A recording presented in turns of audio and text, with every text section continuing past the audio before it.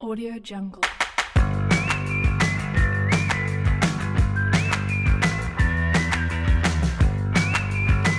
Assalamualaikum warahmatullahi wabarakatuh. Perkenalkan, nama saya Rufi Evalia, mahasiswi pendidikan kimia kelas B angkatan 2017 UIN Raden Fatah Palembang. Di sini saya akan menjelaskan materi mengenai sistem koloid. Adapun tujuan pembelajaran pada materi ini antara lain: 1. Siswa dapat menjelaskan definisi koloid. 2. Siswa dapat mengetahui komponen yang terdapat pada sistem koloid. 3. Siswa dapat mengetahui perbedaan antara larutan koloid dan suspensi. 4. Siswa dapat menjelaskan jenis-jenis koloid. Dan yang 5, siswa dapat menjelaskan sifat-sifat koloid. Pernahkah kalian melihat 3 gambar berikut ini?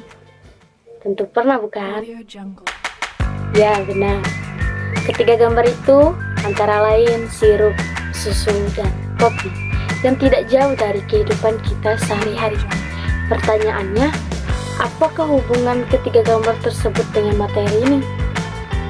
Semuanya akan kita bahas pada video kali ini.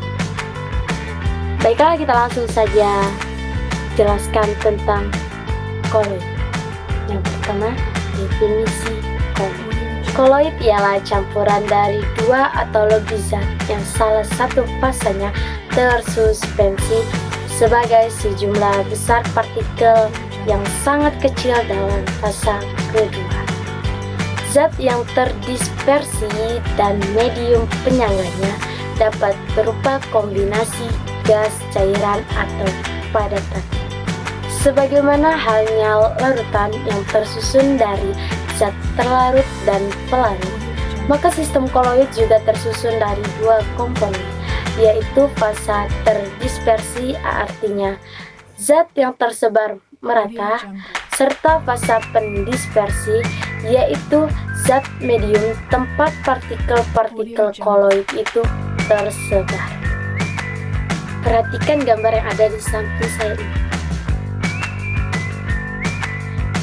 Berikut ini merupakan perbedaan antara larutan, koloid, dan suspensi. Adapun contoh dari larutan yaitu gula dalam air, pada koloid yaitu tepung dalam air, pada suspensi yaitu pasir dalam air. Sangat berbeda, kan? Baik fase terdispersi maupun fase pendispersi dalam suatu sistem koloid dapat berupa gas, cair, atau padat. Namun perlu segera dikemukakan bahwa campuran gas dengan gas tidaklah membentuk sistem koloid, sebab semua gas akan bercampur homogen dalam segala perbandingan. Dengan demikian, kita mengenal dengan 8 jenis sistem koloid. Di samping ini merupakan tabel pengelompokan sistem koloid. Yang pertama, antara gas dan cair menghasilkan buih, contohnya krim kocok. Yang kedua, antara gas dan padat menghasilkan busa padat, contohnya karet busa. Yang ketiga, antara cair dan gas menghasilkan aerosol, contohnya awan. Yang keempat, antara cair dan cair yang menghasilkan emulsi, contohnya susu. Yang kelima, antara cair dan padat menghasilkan emulsi padat, contohnya keju. Yang keenam, antara padat dan gas menghasilkan aerosol padat, contohnya asam. Yang ketujuh, antara padat dan cair menghasilkan sol, contohnya cat. Yang delapan, antara padat dan padat menghasilkan sol padat, contohnya kaca berwarna. Sifat-sifat gas yang dimiliki oleh koloid diantaranya: 1. Efek timbal. Peristiwa penghamburan cahaya oleh partikel koloid disebut efek Tyndall. Efek dari Tyndall digunakan untuk membedakan sistem koloid dari lautan sejati. Contoh dalam kehidupan sehari-hari dapat kita amati dari langit yang tampak berwarna biru atau terkadang merah atau orange. Perhatikan gambar contoh dari efek Tyndall.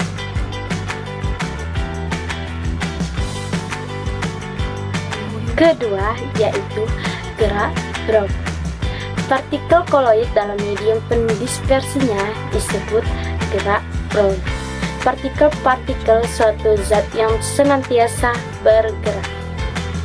Gerakan tersebut bersifat acak seperti pada zat cair dan gas. Sistem koloid dengan medium pendispersi zat cair atau gas, partikel-partikel itu menghasilkan tumbukan. Tumbukan tersebut berlangsung dari segala arah. Tumbukan tersebut cukup kecil. Tumbukan itu cenderung tidak seimbang walaupun dengan segala arah dan menyebabkan perubahan arah partikel sehingga terjadi gerak zigzag atau gerak Brown.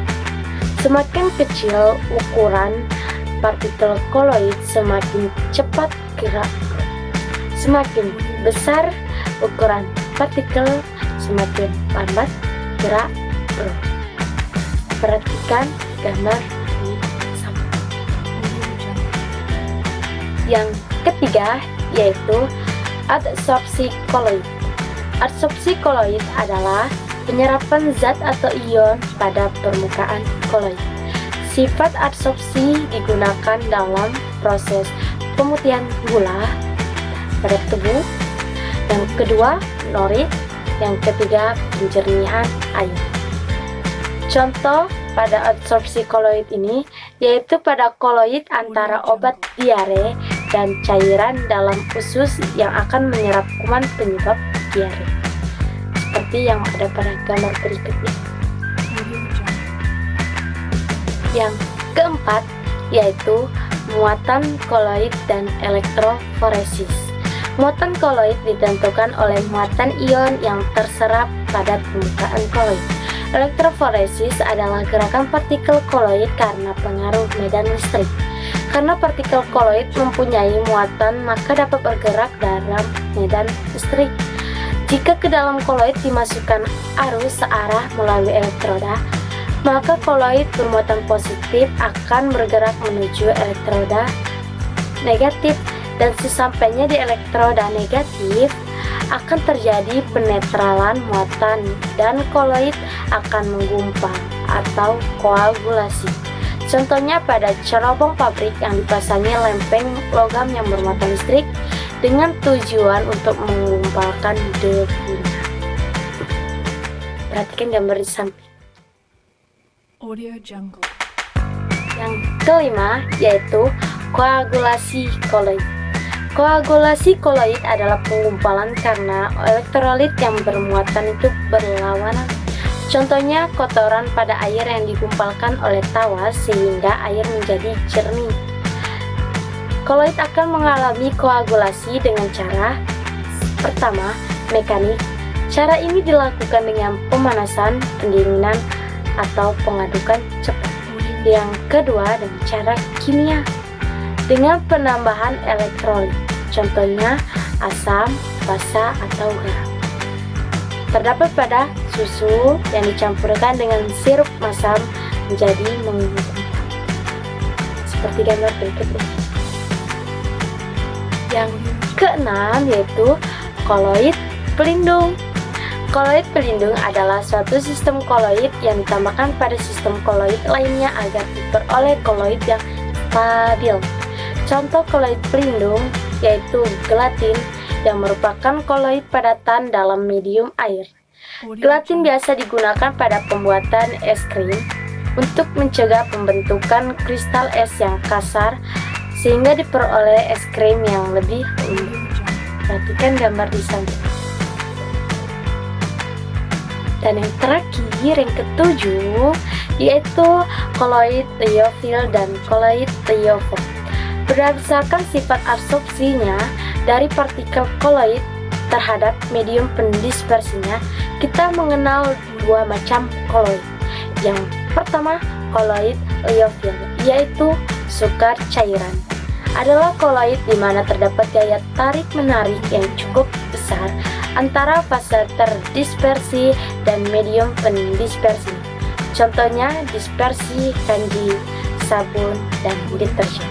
Yang kedua, koloid liofob atau tidak suka cairan. Adalah koloid di mana terdapat gaya tarik-menarik yang lemah atau bahkan tidak ada sama sekali antar fase pendispersi dan terdispersi. Contohnya pada dispersi emas belerang dalam air. Perhatikan gambar di samping.